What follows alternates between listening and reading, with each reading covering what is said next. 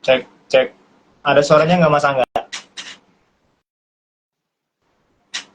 Wih, aman, aman. Suaraku aman nggak nih? Oke. Hah? Suaraku aman nggak? Oh, aman, aman, aman, aman. Videonya ada nggak? Videonya ada nggak? Ada aman. Oh, ada. Ini Berapa juga kasus kemarin nggak ada mukanya clear kan videonya? ya? Clear, clear, Iya, clear. Mantap. Share posisi dulu. Nah, iya benar. kita. Karena nggak ada tripod, jadi pakai saya tiga, tiga, tiga susun. Oh iya, sama. Saya pakai bantal. Oh iya, iya. Ada yang kamrat. Wah, kamrat apa ini? Kamrat Oh, apa ini, kawan? sini Masih aman, di sini aman. aman. Tapi jurang, Aman. jurang apa pinggir jurang dikit lah. Iya, jangan Ya, terlalu ke jurang. iya sih.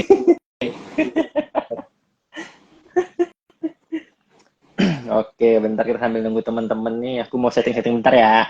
Tunggu ya. Ya,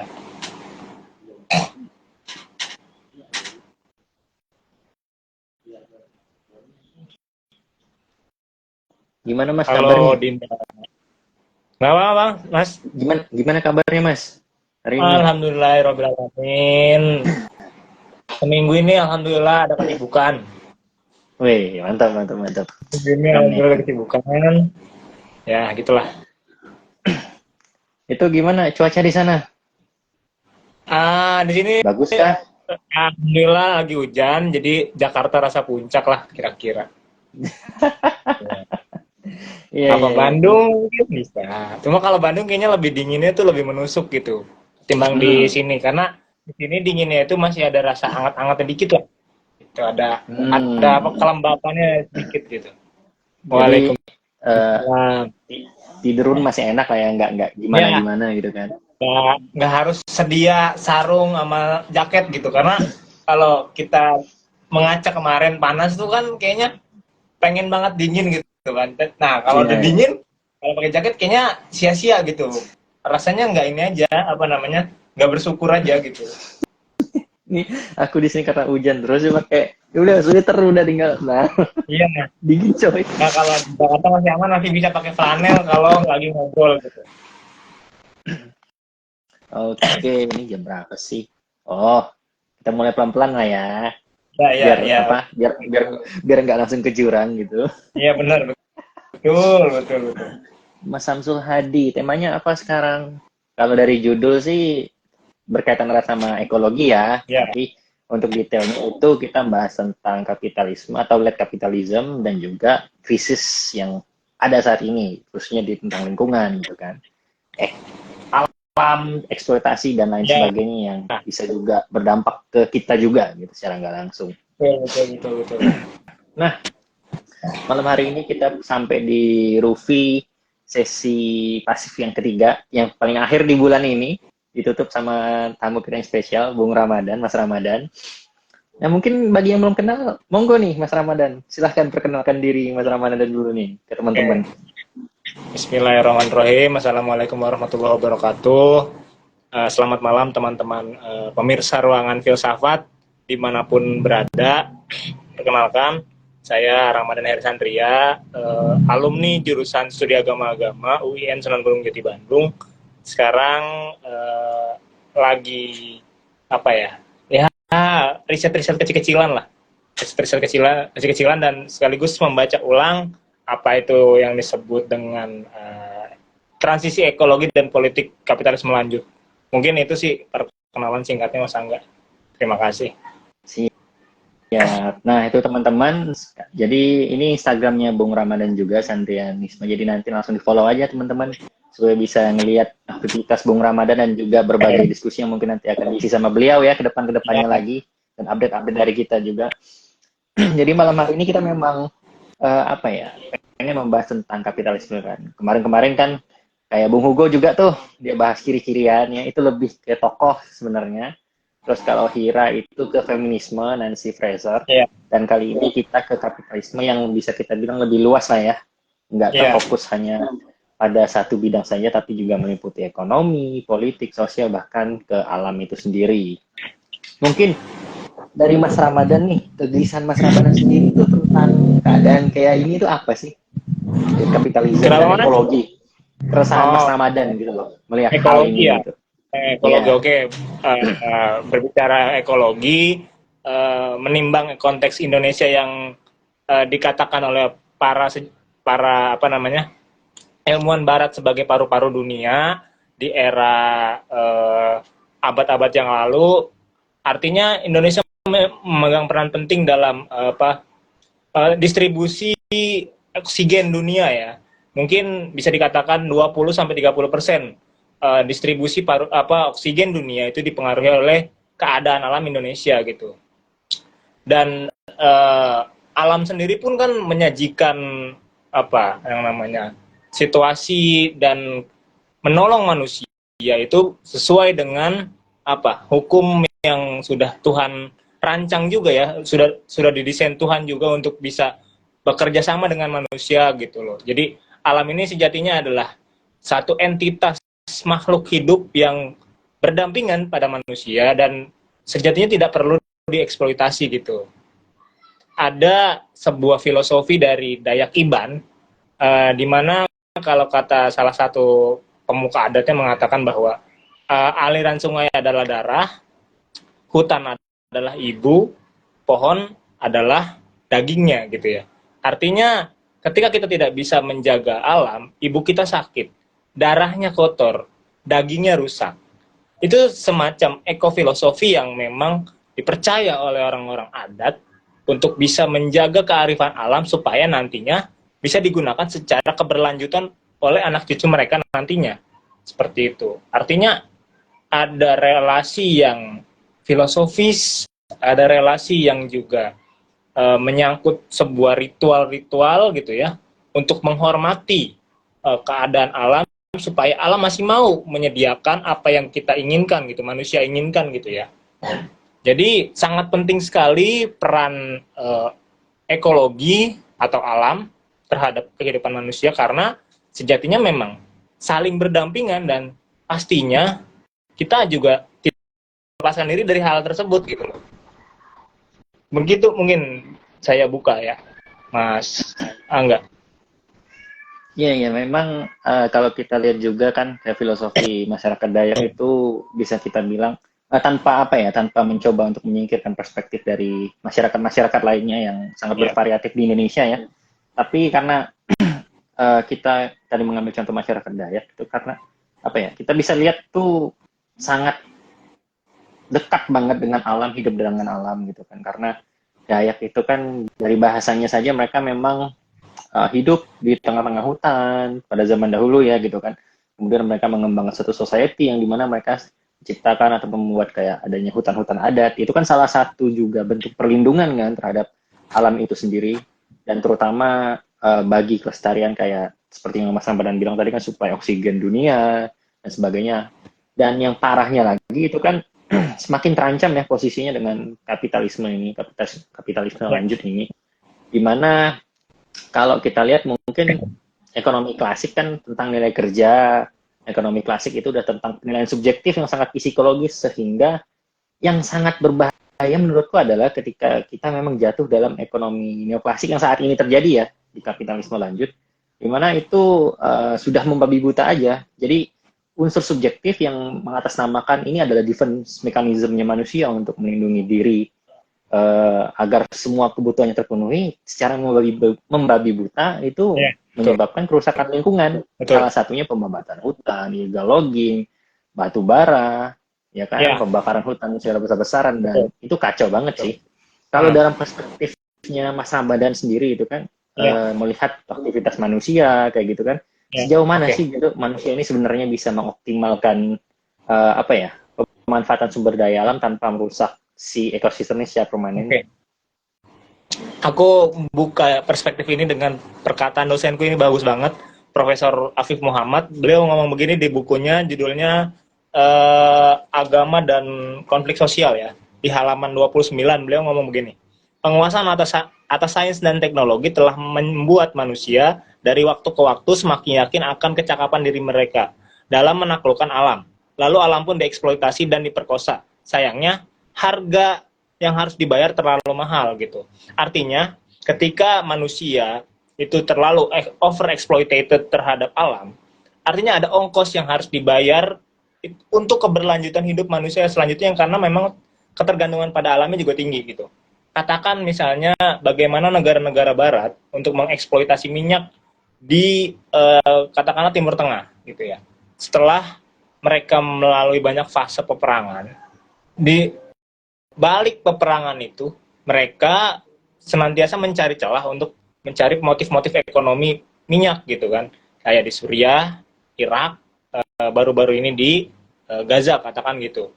Terus juga mereka merambah ke daerah Alaska yang namanya ada Willow Project baru-baru ini. Itu juga kan menjadi sebuah apa ya, defense mechanism manusia yang serakah atas eksploitasi alam yang memang mereka harus bayar lewat krisis iklim ini gitu.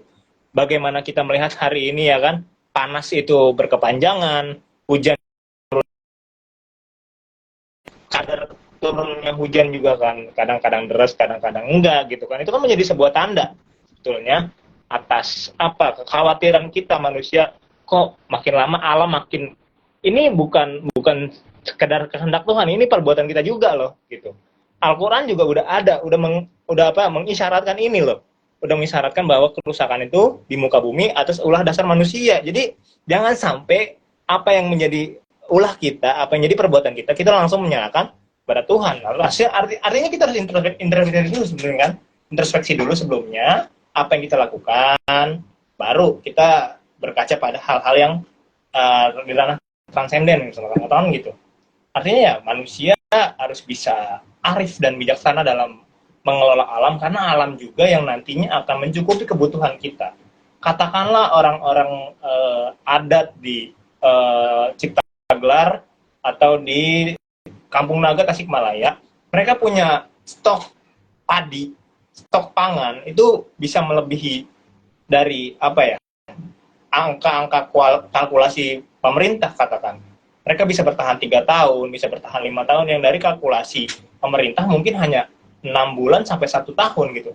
Artinya mereka mengambil secukupnya lalu mengumpulkan sumber daya tersebut dan dimanfaatkan secara bersama-sama untuk kebutuhan kolektif, dan itu tidak tidak bersifat eksploitatif gitu. Artinya mereka memang menghitung jumlah kebutuhan masyarakatnya, jumlah konsumsinya, dan lantas langsung bergerak cepat untuk menumbuhkan kembali dan juga mengistirahatkan apa yang harus diistirahatkan, katakan tanahnya, pupuknya, atau segala macam yang berkaitan dengan kesinambungan alam itu sendiri.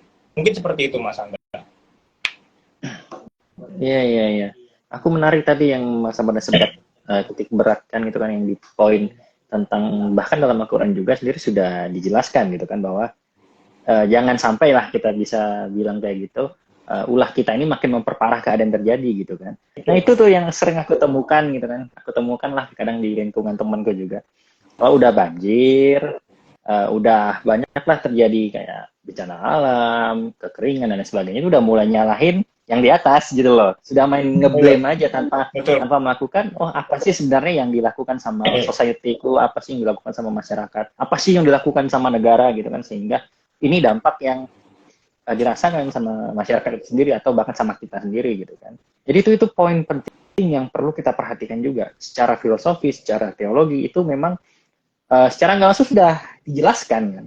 Namun tinggal kemampuan kita ini untuk berpikir bagaimana sih kita mengkaji isu-isu ataupun yang sudah terjadi tentang lingkungan kita ini gitu, supaya kita nggak main ngeblame aja, nggak main hajar ini salah di atas, nggak kayak gitu, karena konsekuensinya juga kan ini kita juga menyebabkan hal kayak gitu kan, sampai pada akhirnya kita sendiri yang merasakan dampak buruknya gitu kan. Nah kalau dari perspektifnya Mas Ramadan sendiri kan kita sebagai manusia, peradaban kita harus terus berlanjut gitu kan, anak cucu kita dan lain sebagainya. Nah kalau dalam perspektif Mas Ramadan, baik itu secara mungkin secara filosofis ataupun ekonomi, itu menurut Mas Ramadan sebenarnya ada nggak sih cara untuk mempertahankan sirkulasi ataupun pemanfaatan lingkungan secara berkelanjutan tanpa menyebabkan kerusakan lingkungan itu secara secara masif gitu loh Mas? Iya. Misalnya kayak Ya. contoh terdekat dari suatu etnis atau apa gitu mungkin yang bisa jadi contoh buat kita nanti gitu, generasi Iya. muda ini. Ah, artinya saya kembalikan tadi ke filosofinya Dayak Iban Ya. aja. Misalnya, Mm-mm. ketika memang mereka ingin mengambil apa kebutuhan dari alam, mereka juga mengecek juga ibaratnya berapa pohon yang mereka tebang dan berarti berapa pohon juga yang harus mereka tanam. Katakan orang Dayak Iban apa namanya menebang 10 pohon. Nah, terus nanti di kemudian hari orang-orang Dayak Iban juga akan harusnya itu menanam 20 pohon dan menghitung kembali pohon-pohon yang masih tumbuh, dan pertumbuhan pohon itu kan lambat ya. Nah, pertumbuhan-pertumbuhan ini yang nantinya akan di cross check ulang terus menerus oleh kepala adatnya, oleh kepala sukunya, oleh kepala desa juga, perangkat desa yang terjalin di sana untuk nanti bisa menghitung pertumbuhannya kayak gitu. Jadi ada tanggung jawab tanggung jawab sosial, ya tanggung jawab terhadap alam itu yang diperlukan gitu. Artinya memang kalau alam itu sudah tidak lagi menyediakan bahan pangan atau bahan kehidupan untuk kita, kita akan mati kayak gitu. Jadi ya tanpa eksploitasi ya. Terus kalau misalkan di ranah-ranah kayak pertambangan misalnya, ya setelah menambang ya diuruk lagi gitu, diuruk lagi dan ditanami apa namanya pohon-pohon yang sedianya sebelum itu menjadi tambang itu pohon apa gitu kan, menjadi tambang itu ya pohon apa ditumbuhkan lagi seperti itu. Jadi diperlukan apa konservasi, reboisasi daripada sumber daya yang sudah berlubang lah, bahasanya kan begitu ya, bahasanya begitu, yang sudah berlubang. Jadi ya konservasi, reboisasi itu yang diperlukan untuk menjaga kearifan alam dan kelangsungan alam, sebetulnya kan seperti itu. Terus juga apa namanya pembuangan limbah ke laut misalnya, atau ya limbah apa namanya batu bara, plastik, segala macam. Artinya kan kita seakan-akan arogan sebagai manusia dan tidak melihat entitas makhluk hidup lain selain manusia gitu loh. Ya bagaimana nantinya penyu atau terumbu karang ya kan yang hidup di lautan lepas itu mati karena ulah perusahaan-perusahaan gitu yang bertindak semaunya, yang tanpa ada aturan hukum dan atau mungkin tanpa penegakan hukum yang jelas, itu apa namanya semaunya gitu. Menurutku sih itu. Jadi satu-satunya jalan untuk mengembalikan kembali realitas alam ini adalah ya kesadaran manusia itu sendiri untuk bisa tidak serakah gitu loh, menahan hawa nafsunya untuk perlu akan alam itu seperlunya aja gitu, membutuhkan alam itu seperlunya, dan tanpa ada hawa nafsu untuk wah ini masih bisa kita eksploitasi 30 tahun lagi, 60 tahun lagi. Kita nggak bisa melihat 60 tahun itu bakal terjadi apa gitu, bakal ada peradaban apa di 60 tahun ke depan, seperti itu kan. Itu yang jadi masalahnya gitu. Jadi ketika aku lupa itu kalau kata siapa gitu, ada sastrawan yang ngomong ya sampai nanti pohon terakhir ditebang, ikan terakhir dipancing gitu kan, Anda tidak akan bisa menikmati uang yang Anda dapatkan gitu. Anda nggak bakal bisa makan uang yang Anda dapatkan kan gitu. Aku lupa nama sastrawannya siapa, tapi itu yang aku ingat kata-katanya. Jadi kayak gitu sih. Kita harus bisa arif gitu terhadap alam gitu. Kita nggak bisa seenaknya mengelola alam tanpa dibarengi kualitas-kualitas spiritual dalam diri kita. Ya alam juga bagian dari entitas ciptaan Tuhan loh gitu. Mungkin itu sih. Iya. Betul. Iya. Ya, kalau udah alam udah habis, pohon udah nggak ada, ikan nggak ada, makhluk lain nggak ada, nggak mungkin uang bisa dimakan, nggak mungkin, nggak bisa jadi bubur itu. Betul. Ya, menarik juga kan kayak misalnya kayak tadi kan Mas Ramadan balikin lagi ke masyarakat Dayak Society Dayak gitu kan.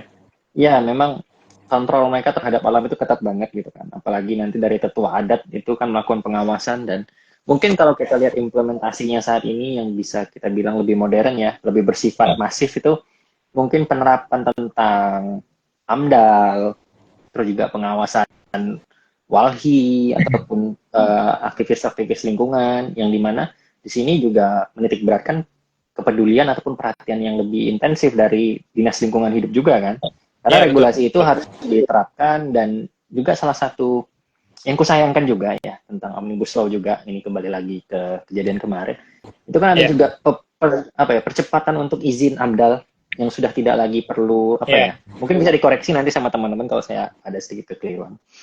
Ada izin eh, yang bisa digunakan untuk melakukan percepatan izin AMDAL tanpa harus melewati kementerian terkait gitu loh.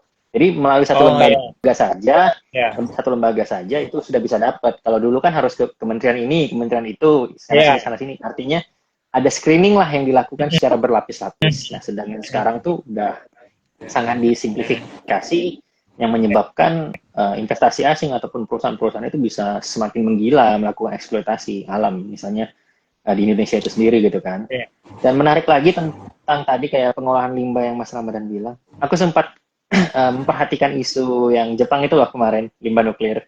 Ya Oke, kan? Aku sempat oke. memperhatikan, Iya. mungkin secara statement ataupun secara kimia, orang-orang Jepang sudah menyatakan bahwa limbah ini ya aman lah ya. Dalam jumlah segitu, mungkin mereka bilang aman untuk dibuang ke lautan. Iya. Tapi menurutku itu juga salah satu pelanggaran juga kan. Maksudnya gini, Betul.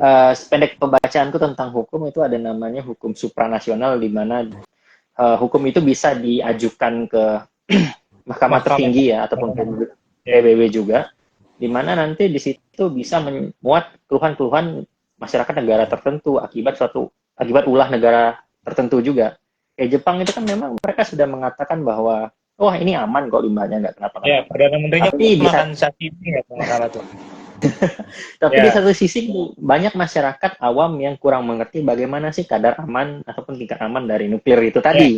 ya, Jadi pada orang ini pada panik ya, pada panik borong garam, pada panik nggak mau beli ikan-ikanan, pada panik pokoknya segala produk laut itu mereka pada panik untuk tidak ya, membelinya, bahkan menjauhi itu. Menurutku itu menjadi salah satu guncangan psikologis yang bisa mengganggu sirkulasi ekonomi ya salah satunya. ya, Dan juga ya, bisa menjadi contoh buruk juga bagi negara-negara secara filosofis karena dengan Jepang melakukan itu secara langsung dia mencontohkan bahwa oh negara lain bisa kok kayak gini ya, terus-terusan. Kalau sampai terjadi ya, berulang kali di mana kadar ya. aman itu terus ditambah kan radiasinya makin parah Pak Mas kan.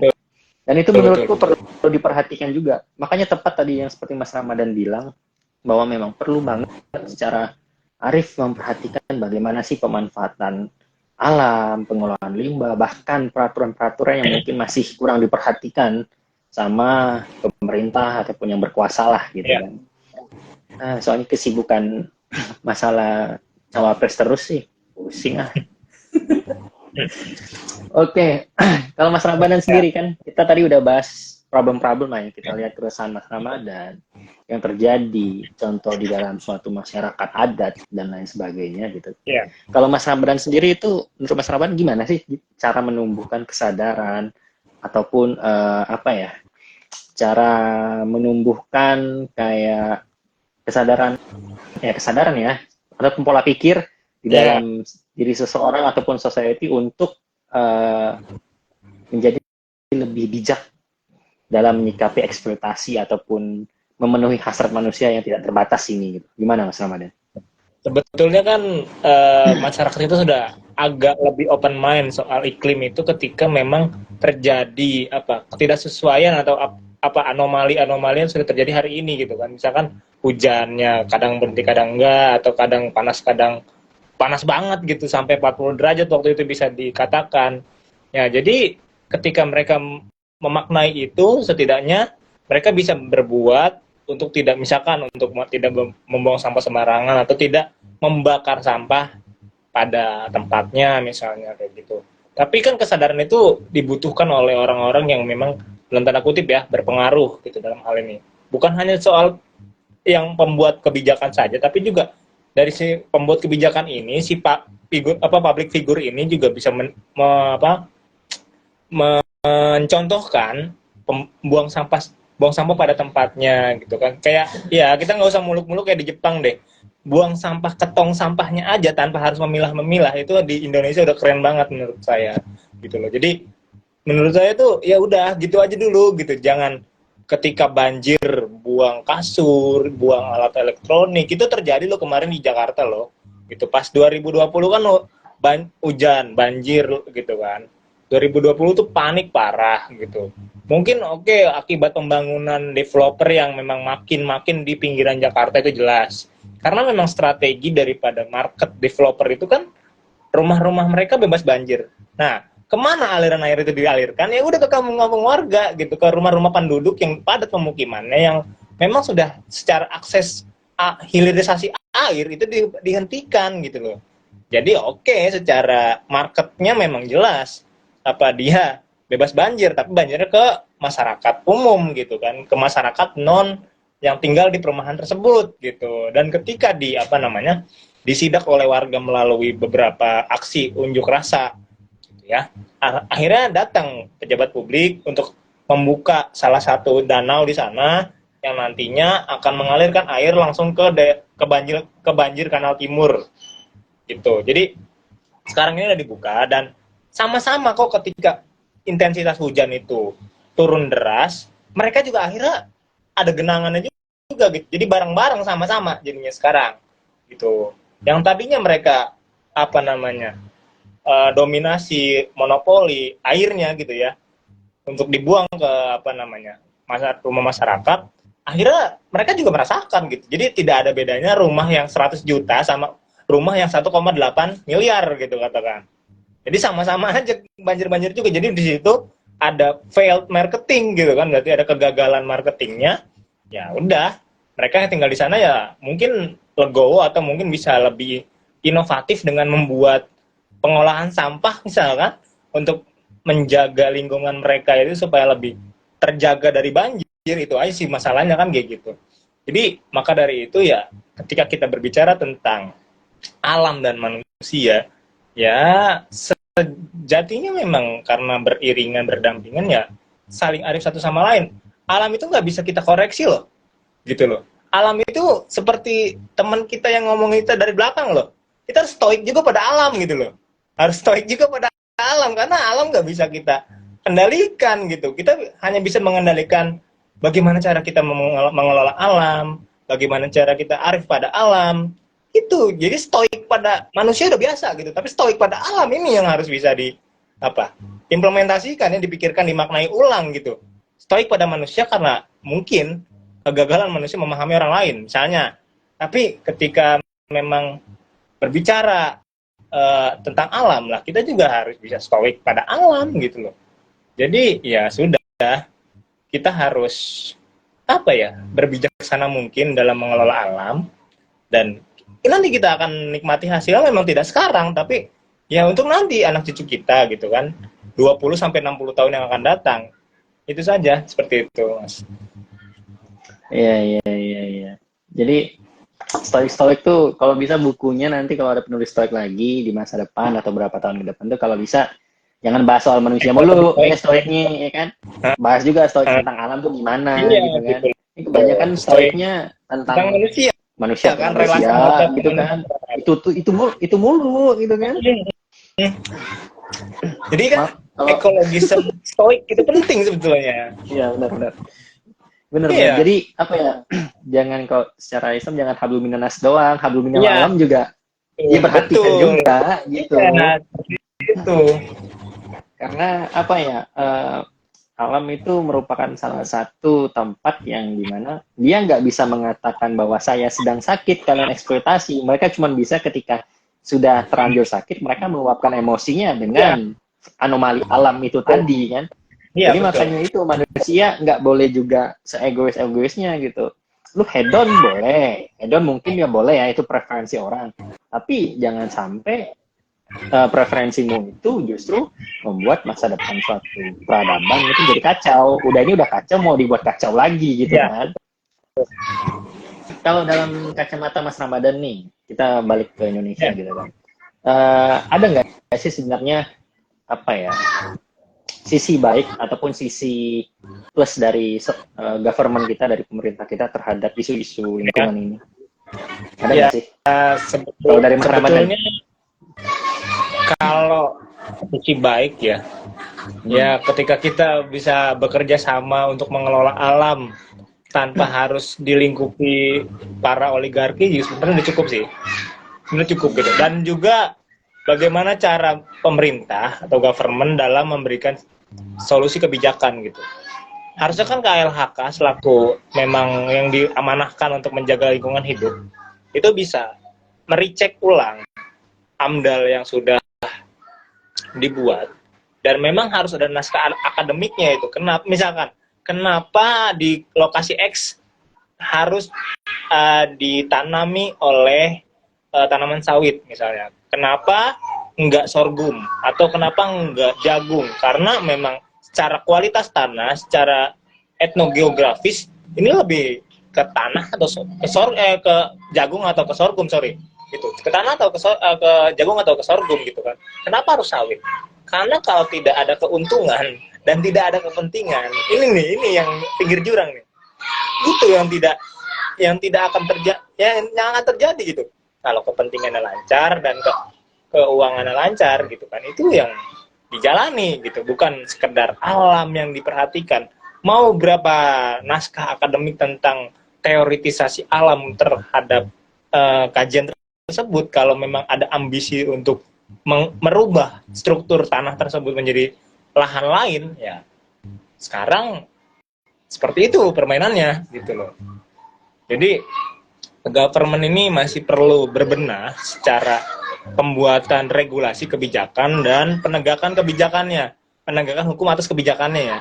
Itu artinya ada politik ekologis yang perlu diperhatikan, bahwa Indonesia sudah darurat.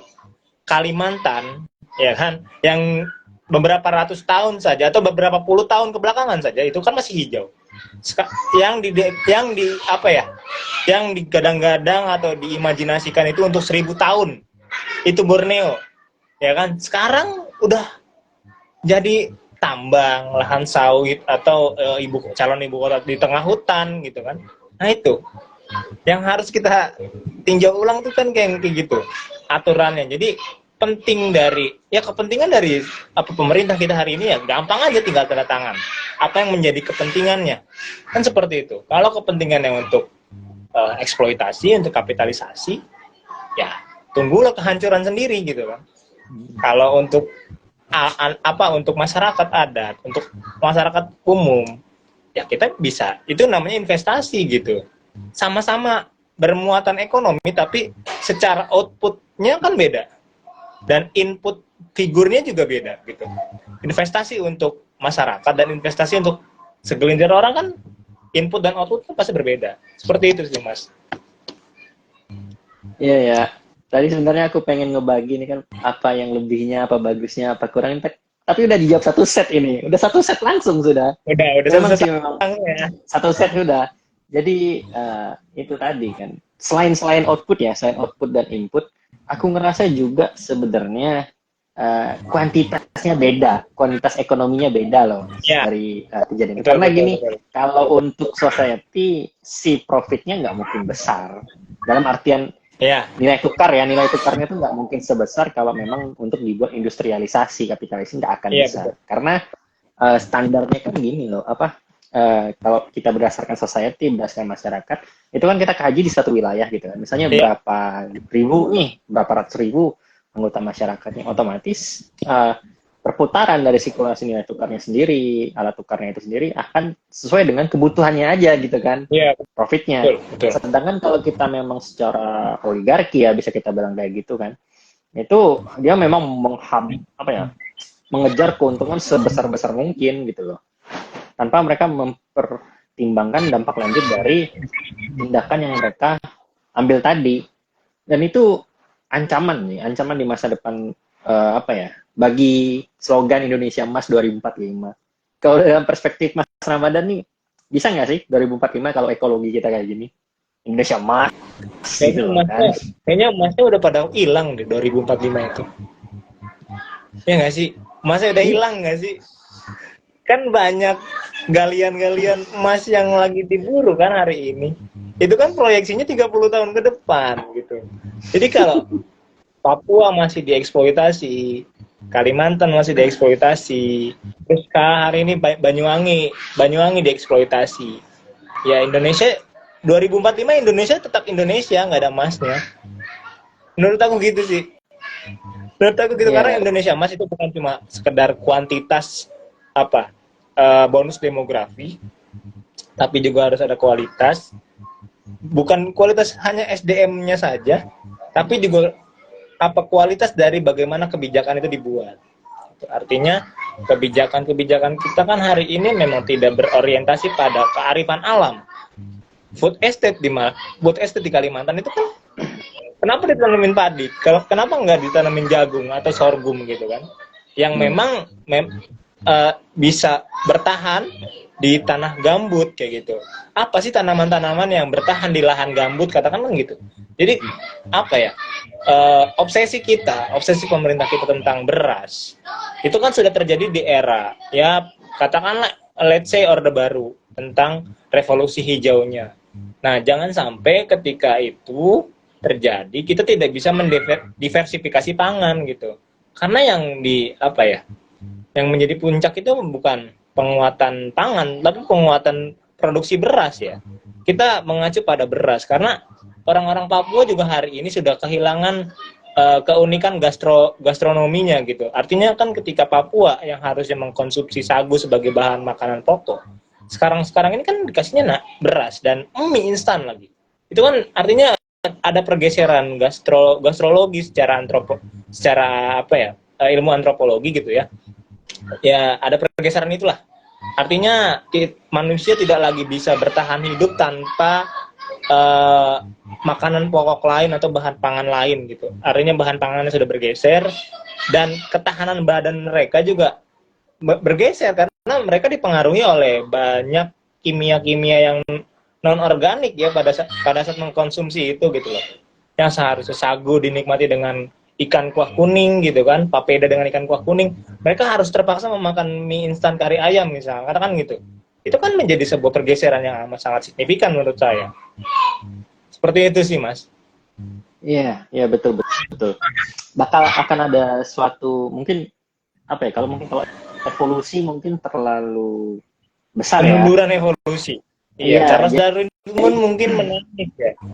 Charles Darwin ketika memang menilai itu. Menilai apa namanya gitu teorinya apa, evolusinya benar, ketika dari Indonesia evolusinya mundur gitu, jadi nangis Charles Darwin juga gitu loh. Artinya kan kita seharusnya kita mencoba kayak contohnya masyarakat Papua kan itu rata-rata memang secara fisik mereka itu ya apa memang sudah sangat kuat ya. Kita penduduk Indonesia juga rata-rata dibekalin sama kemampuan fisik yang bisa dibilang mumpuni, cuman karena suatu pola makan, perubahan-perubahan yang dipaksakan dari keadaan ekonomi, status pendidikan dan lain sebagainya itu membuat suatu kemunduran juga. Artinya daya tahan kita mungkin di satu sisi sudah diberatkan dengan akses pendidikan yang tidak merata, terus juga kesenjangan ekonomi ditambah lagi kita harus menderita dengan yang namanya kemunduran evolusi. Artinya kita semakin mundur dengan kemampuan fisik kita. Gimana kita lihat angka stunting ya, angka stunting betul yang sudah semakin banyak apa ya digalakan sama pemerintah untuk program-program biar supaya tidak terjadi stunting lebih parah lagi gitu kan, dan juga kita lihat juga masalah-masalah kayak kemampuan society kita untuk berpikir secara jernih terhadap sikapnya untuk menjadi arif terhadap lingkungan gitu kan. Iya. Kalau ini kan kita lihat juga secara ekologi gitu kan. Kalau menurut Mas Rabadan sendiri ada nggak sih filosofis ataupun pemikir siapa gitu entah di luar negeri ataupun Indonesia sendiri yang mungkin bisa kita contoh nih gerakannya ataupun pola pikirnya terhadap alam? Siapa ya? Mungkin ya beberapa ilmuwan-ilmuwan yang ini ilmuwan kolektif ya. Jadi mereka tuh tergabung dalam asosiasi sarjana biologi yang memang merawat mengkonservasi hutan di Kalimantan, itu salah satunya. Tapi saya lupa di Kalimantan mana. Yang memang jadi terbagi antara hutan produksi dan hutan yang normal gitu ya. Dan di situ ada orang hutan di sana.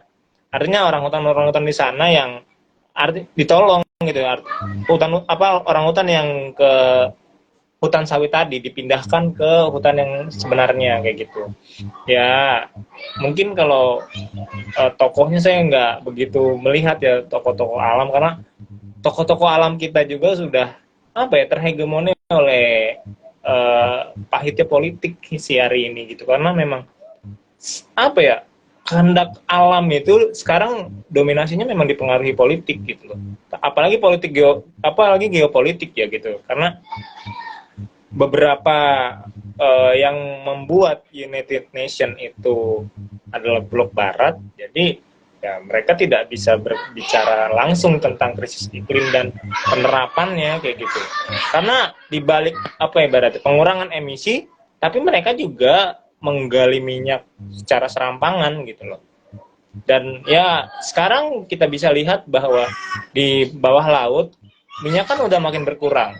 Arab Saudi punya visi politik Vision 2030, artinya tidak lagi mengandalkan minyak sebagai sumber pendapatan ekonomi negaranya. Artinya harus ada sumber pendapatan lain untuk dapat menjadi menjadi pendapatan lain bagi negara tersebut ya kan. Akhirnya kerajaan Arab Saudi membuat sebuah Liga Arab, mendatangi Cristiano Ronaldo dan kawan-kawan dari Eropa untuk pensiun di Arab Saudi gitu kan. Artinya ya ini udah sebagai gejala loh, alam itu udah kayak enggan lagi untuk bersahabat dengan kita, anjir, kayak lagu ya, udah nggak lagi mau bersahabat dengan kita gitu kan, kalau kata Ebit GAD kalau nggak salah ya, karena udah banyak eksploitasi yang manusia lakukan dan tidak ada perhitungan untuk mengembalikan kayak gitu sih.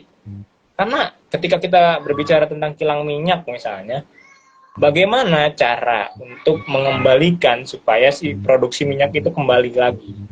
Itu saya serahkan ke teman-teman yang ahli geologi atau perminyakan, mungkin ada komen aja gitu kan. Bagaimana itu pertanyaan saya, patikan saya. Bagaimana sih cara untuk mengembalikan sumber minyak yang sudah tereksploitasi itu bisa digunakan lagi gitu? Karena ya minyak kan sumber daya yang tidak bisa diperbaharui ya.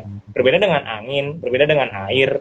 Makanya hari ini ya Indonesia kebijakannya itu kan energi terbarukan lewat angin, lewat air, bahkan mungkin akan ada inovasi teknologi melalui nuklir, tapi nuklir itu yang ramah lingkungan gitu. Selama nuklir itu bisa dikendalikan dan tanpa dieksploitasi secara serampangan, saya kira menjadi satu potensi yang bakal cuan juga sebetulnya. Karena di UGM kan juga ada tuh teknik nuklir, dan mahasiswa sana juga sedang mengembangkan teknologi nuklir yang ramah lingkungan, nggak kayak di Jepang 2011 yang pasca gempa itu akhirnya ada reaksi nuklir ya, ada radiasi nuklir gitu. Artinya ya makin kesini kan teknologi dan sains juga sudah makin berkembang, tapi dibutuhkan juga spiritualitas kita untuk bisa arif terhadap alam, dan kita nggak ngoyo untuk mengelola alam untuk ambisi kita sendiri gitu loh. 2030 kalau nggak salah Freeport diperpanjang kalau nggak salah sampai 2040 atau 2050 gitu, saya belum update beritanya, tapi ya itulah, udah berapa diameter, berapa kilometer gitu kan diameternya tambang di Grasberg sana gitu, atau di Intan Jaya Papua yang sudah gali gitu kan. Akhirnya harus dikembalikan. Ya itu pengembaliannya udah bisa berapa puluh tahun kalau kita berkaca ke sana gitu kan. Jadi ya mungkin 2045 kita tinggal lihat apakah Indonesia hanya Indonesia saja atau ada Indonesia emasnya gitu. Karena 51% itu kayaknya nggak begitu terasa sih untuk kita ya, secara pendapatan negara dari si Freeport McMoran ini. Mungkin gitu sih. Ya, jadi 2045 Indonesia emas tuh mungkin jadi probabilitas yang masih 50-50 ya. Jadi bisa kita bilang kalau kita masih bertahan dengan kondisi yang ada saat ini, dengan pendidikan yang begini-begini, kesenjangan yang masih terus melebar, dan ketidakpedulian yang berkuasa ataupun masyarakat yang dengan alam itu menjadi lebih kritis, ya udah, cuma 2045 aja. Aku setuju dengan Mas Ramadan.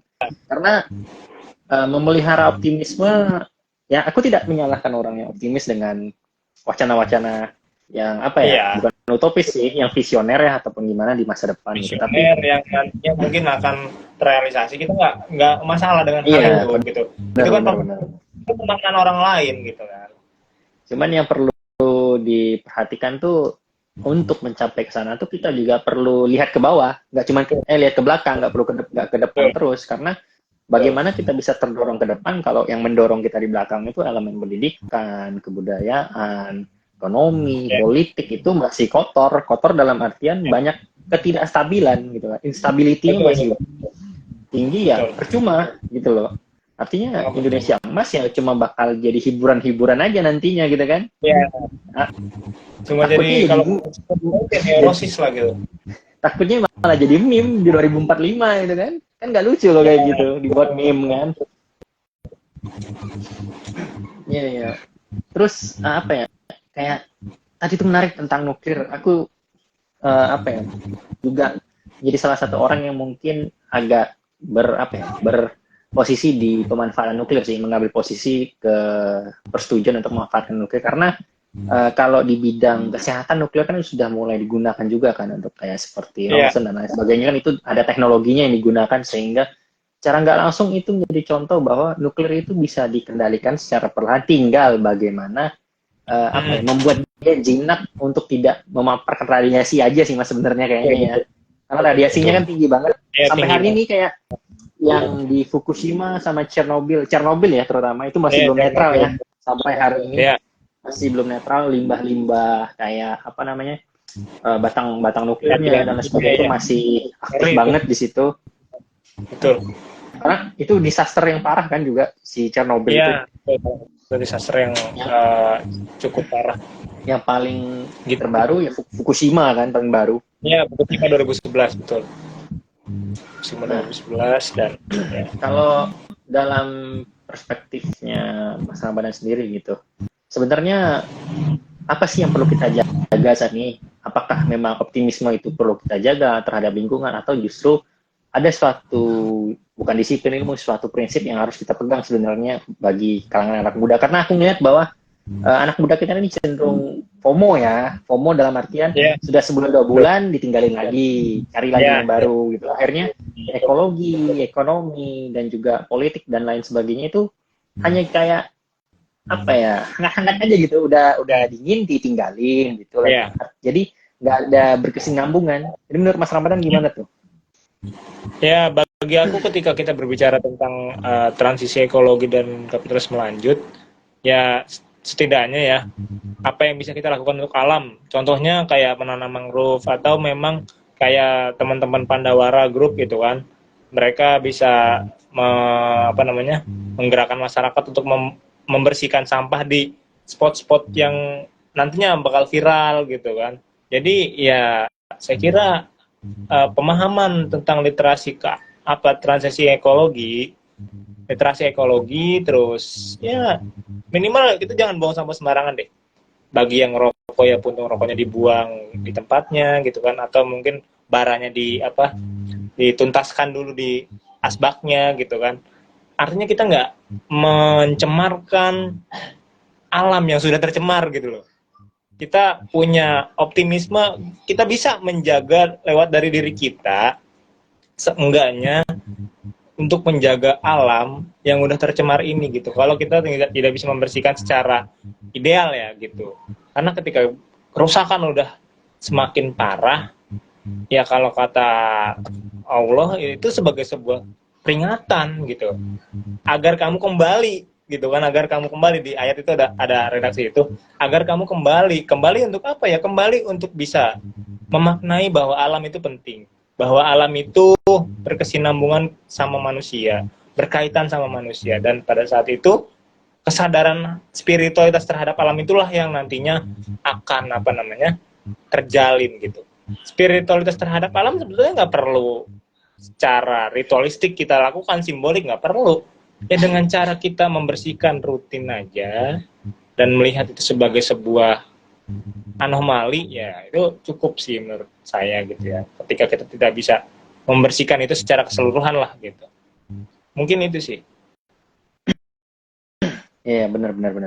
Jadi di tengah iklim FOMO dan society anak muda kita yang dinamis banget gitu kan. Kayak kemarin tuh tanpa mengkerdilkan perjuangan masyarakat Palestina ya, tanpa mengkerdilkan itu, tanpa memandang sebelah mata, aku udah mulai ngeliat bahwa ada intensitas yang menurun dari tren sebelum Iya, waktu konflik itu betul, pecah. betul, Waktu betul, betul. awal-awal rame banget ya, Ramai. rame banget, benar-benar rame. Lalu kemudian sampai di sini justru hilang gitu, sudah Ya, betul, betul. lari ke isu apa ya, apa isu kayak yang baru-baru ini Firly Bahuri Ya, ya, gitu ya, tersangka betul. kayak gitu Ya, gitu kan. Terus juga kemudian berganti isu lagi tentang yang lain sebagainya. Artinya apa? Aku ngerasa karena terlalu FOMO, pada akhirnya ya, itu justru membuat ketidakstabilan di dalam pola pikir ataupun kemampuan sosial kita untuk bagaimana ya, sih sebenarnya langkah yang tepat, bagaimana sih sebenarnya aku harus bersikap. Nah, ya, kalau dari Mas Ramadan sendiri ngeliat gitu kan, sebenarnya dalam hari-hari ini gitu kan, hari-hari yang semakin kita lihat apa ya, teknologi semakin canggih, semakin berkembang gitu kan. Sebenarnya kita nih ya. sebagai mungkin orang yang sadar ya terhadap pentingnya ekologi itu, haruskah kita memusuhi late capitalism atau justru kita mencoba untuk merestorasinya menjadi sesuatu yang lebih ramah? Kalau dalam perspektif Mas Ramadan gimana? Untuk memaknai kapitalisme itu kan sebetulnya hal yang kompleks ya, dan masyarakat kita itu kan sangat intens dengan pergaulan di media maya gitu, di media sosial. Dan karena media sosial yang membentuk pemikiran kita gitu hari ini ya, hari ini dari 10 sampai 15 tahun ke belakang mungkin media sosial yang membentuk pola interaksi kita gitu. Makanya jangan heran juga kalau di dunia nyatanya itu sekedar gerakan-gerakan yang memang tidak berlangsung secara langgeng gitu. Dan apa ya, menurut saya ketika kita berbicara tentang kapitalisme kan itu berbicara tentang eksploitatif ya. Hari ini secara moral pun masyarakat kita udah sadar gitu, udah sadar untuk bisa membela, oh ini loh penindasan gitu loh, oh ini loh penindasan terhadap pekerja, oh ini kapitalisme namanya. Tapi nggak semua hal-hal yang bersifat materialis itu kapital gitu loh. Artinya ada orang yang mencari uang untuk kebutuhan hidup sehari-hari, itu dia bukan kapitalis. Bukan berarti yang apa ya, yang makan di KFC itu dia pendukung Israel kan gitu. Bisa aja karena dia nggak menemukan sumber pangan lain di suatu tempat, cuma ada toko KFC di sana, ya daripada lapar kan mending ke sana gitu. Artinya kita harus bisa moderat dalam melihat situasi apa boykot ini ya. Karena ketika kita punya sumber daya keuangan finansial yang mencukupi dan pilihan-pilihan yang untuk mengganti si produk yang dikatakan terafiliasi oleh Israel ini, ya monggo gitu, karena sumber dayanya ada dan sumber pengetahuannya ada. Berbeda dengan ketika kita berbicara masyarakat yang sudah ketergantungan terhadap produk ini. Katakanlah masyarakat bawah yang memang biasa mandi dengan sabun Lifebuoy dan sampo Lifebuoy misalnya, ya kan itu kan buatan Unilever tuh. Kita apakah bisa menghujat mereka? Nggak bisa juga, karena memang itu pilihan yang paling minim mereka pilih, karena di warung-warungnya nggak ada pilihan lain gitu.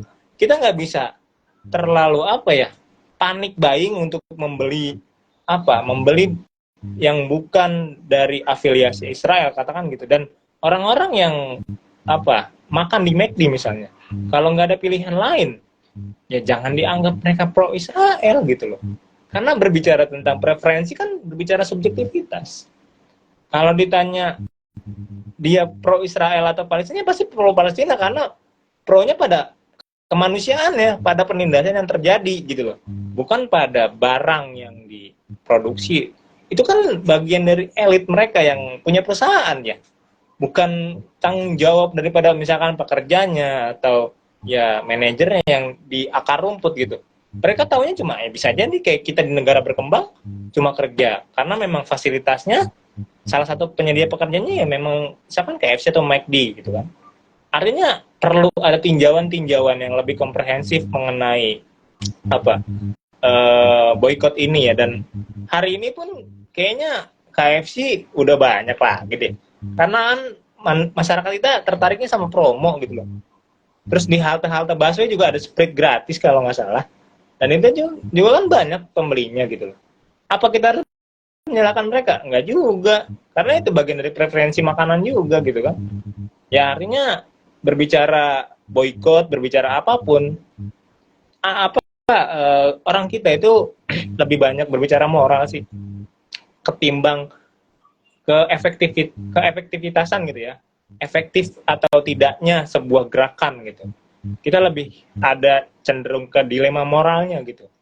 Ini baik nggak sih, ini itu nggak sih gitu. Ya kalau bisa dipilih dan disubstitusi ya jalankan aja, betul. Jalankan, karena ya Anda punya sumber dayanya, Anda tahu literasinya, apa-apa aja gitu ya. Sampai MUI pun ikut tergerak untuk membuat list produk-produk Israel difatwakan haram gitu. Padahal itu terbuat dari makanan yang halal misalnya.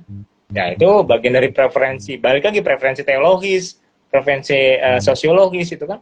Ya itu manusia punya gitu. Kita nggak bisa berhak untuk menjudge itu sebagai sebuah kesalahan gitu. Toh manusia lain juga nggak mau kok gitu kan. Tapi ya kalau kita mengacu pada Sartre ya manusia dikutuk untuk bebas gitu kan ya kan. Ya harus hadapi itu gitu loh. Harus hadapi kutukan itu, kutukan ketidakbebasan itu. Karena sejatinya kalau kata Heidegger kita terlempar kan faktisitas di sana. Mungkin itu sih Mas Angga. Jangan lupakan stoik ya, jangan lupakan stoik. Ya, jangan lupakan stoik. Stoik itu kalau kata Mas Sabrang itu apik, tapi penggunaannya yang tidak apik. Iya, benar. Apa ya? Tapi kalau kata stoik, ditambah gini, apa mungkin akibat pengolahan bahasa dari stoik itu dari buku aslinya kan, dari si Marcus, dari di Seneca, ya, dan lain penting, sebagainya penting. yang dialih bahasakan jadi buku populer saat ini, itu mungkinnya mengurangi esensinya. Ya. Banyak misinterpretasi kan, banyak misinterpretasi tentang hal itu. Kalau nggak salah beberapa bulan yang lalu di X ya, dulu Twitter gitu. Itu ada pembahasan dari Kang Said Maulana tentang memaknai stoik dari penulis aslinya, kayak katakanlah Marcus Aurelius, Seneca, segala macam, bukan dari interpretasi penulis populer sekarang gitu. Makanya ya ketika saya dihadapkan oleh teman-teman saya yang lagi booming tentang stoik, ya saya gini aja sih, ya udah iyain aja sih gitu, iyain aja, karena untuk memvalidasi mereka supaya mereka tetap positif optimis hidup gitu, optimis hidup. Ya, benar. Karena Benar, ketika benar. saya memperlihatkan misalkan kenihilismean saya, pesimistik saya gitu kan, pesimistik Schopenhauer misalkan, nah itu bakalan merubah pola pandang mereka nantinya gitu. Mengganggu status quo yang udah ditanam dalam diri gitu, mereka gitu kan. status quo kestoikan mereka gitu kan. Artinya ketika memang ada dikotomi kendali, toh ya jangan kita juga pasrah dengan dikotomi kendali tersebut. Kalau memang manusia itu tidak bisa menerima fakta bahwa kita begini, berarti memang kita bukan temannya gitu loh, kita bukan pasar mereka gitu loh. Kita nggak bisa membeli mulut mereka, kita cuma bisa menutup kuping aja kan gitu. Ya, benar. Intinya kan di sana gitu. Ya bukan berarti kita pasrah terus nutup kuping secara simbolik, enggak. Kita memberi semacam kualitas diri lah, membentuk kualitas diri, bentuk apa gitu supaya memang terlihat berkualitas.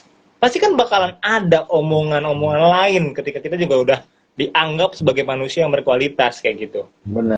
Mungkin pasti. Untuk Islamnya ya, kalau untuk perspektif Islamnya, perspektif sufistiknya itu kalau kata Sufi Ibnu Athaillah As-Sakandari gitu, manusia itu hakikatnya ya kalau bener juga dibilang salah, apalagi salah gitu. Aku ngutip itu dari Gus Baha tuh. Jadi manusia itu ya udah gitu, mau benar menurut hati nuraninya aja dikatakan orang lain itu salah, apalagi salah gitu. Makin kan salah jadinya. Makin salah gitu, makin banyak omongan, kita nggak bisa menyenangkan hati setiap orang kok. Ininya kan itu. Jadi ya buat apa kalau memang si orang ini nggak mendukung, nggak support terhadap apa yang menjadi habit, kebiasaan kita gitu loh, behavior kita kayak gitu sih. Jadi buat teman-teman stoik, kembali ke Marcus Aurelius. Atau Seneca, ya, itu yang paling penting. Paling penting tuh ya. Jadi balik ke yang komprehensif gitu, bukan cuma satu buku. Bukan cuma filosofi teras doang. Ada banyak gitu loh. Aduh, ya benar. Dan ada manusia, aku ngerasa juga Aku ngerasa juga apa ya, kayaknya government kita itu terlalu stoiknya keliru ya. Jadi nggak memperhatikan sekitar-sekitarnya kayaknya.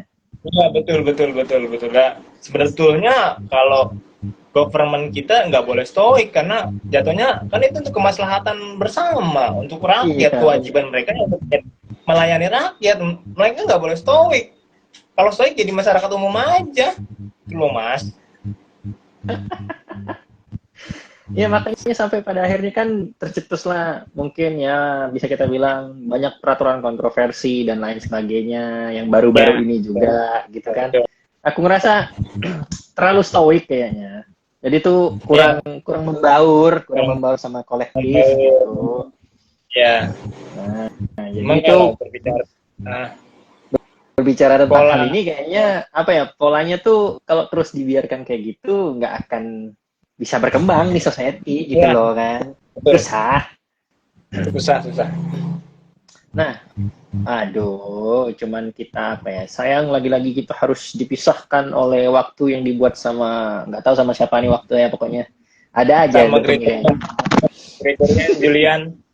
Ya, Jadi mungkin dari pembahasan kita tentang dari awal ekologi sampailah kita ke stoik ya. Mungkin aku ya, sangat-sangat apa ya mendapatkan insight yang baru juga karena kita lihat juga tadi kan secara prinsip teologis, religius, terus juga kita bagaimana bersikap itu menjadi salah satu bukan cerminan sih, salah satu dasar kita untuk kembali memikirkan bagaimana bagaimana sikap kita untuk berhadapan dengan lingkungan yang bisa kita bilang tidak apa ya tidak terpisahkan dari keberadaan manusia itu sendiri gitu iya, kan. betul. Nah, kalau dari Mas Ramadan nih, mungkin last statement-nya untuk malam hari ini. Silahkan Mas Ramadan. Sejatinya manusia itu adalah, ya balik lagi ya, sejatinya manusia itu selalu berkaitan dengan alam dan selalu membutuhkan alam, maka bijak-bijak dalam menggunakan entitas alam, menggunakan produk alam gitu. Jangan sampai kita selaku manusia itu sudah terlampau eksploitatif dari bumi yang sudah capek gitu. Mungkin itu sih, karena bumi sudah lelah, kita jangan sampai menambah kadar kelelahan bumi sampai kita nanti diangkut sama siapa yang punya X tuh ke Mars gitu. Si Elon ya, jangan dibawa sampai ke Mars Ya, gitu. Elon Musk ke Mars, karena kalau kata Abdur Arsyad nanti Dajjal susah gitu kan. Ketika manusia ada ke Mars, Dajjal susah. Kok manusia nggak ada di bumi? Udah pada ke Mars semua gitu. Kalau kata Abdur Arsyad. Nah itu Bingung, mungkin kan? jokesnya. Ya. Bingung Oke, ya. Mana ini gitu kan? Iya kan aneh gitu loh. Manusia pada ke Mars semua, bumi tinggalin. Ya benar. Ya mungkin itu. Terima kasih. Oke, terima kasih Mas Ramadan. Kita pada malam hari ini sedikit main-main ke jurang ya, tapi nggak ke jurang. Kita lihat aja gitu loh. Kita ngelihat aja. Ngintip jurang aja, ngintip jurang aja. Mungkin kalau jurang nanti sama yang lain-lainnya rame-rame kita. Jadi langsung masuk bareng-bareng ya gitu. Betul. Kita berdua aja. Mungkin nanti Mas Fitna next bisa lebih pinggir jurang lagi.